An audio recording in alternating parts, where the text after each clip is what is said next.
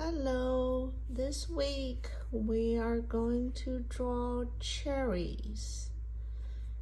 And for the cherry, the most important thing is about the reflection on the cherry. Because the cherry skin is very shiny, so the texture reflects lots of things around it.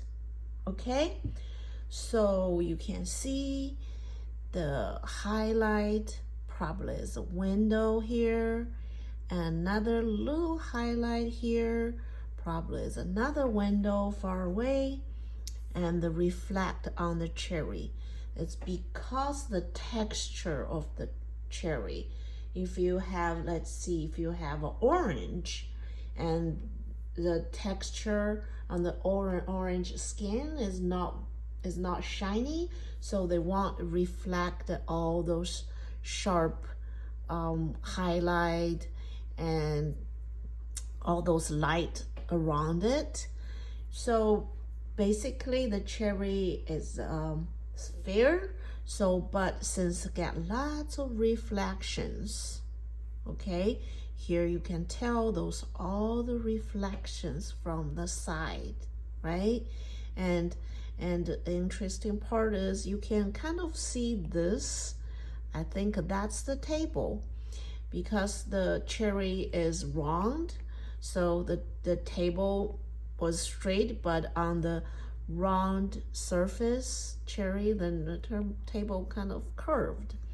So this same thing, see, you can see that white part, probably that's the table, right? And this is a reflection from here. That's a reflection from here, a little bit darker, that part a little bit darker because reflection from there.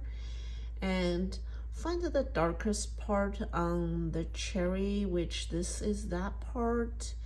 This one probably be that part, right? And rest of is just lots of reflections.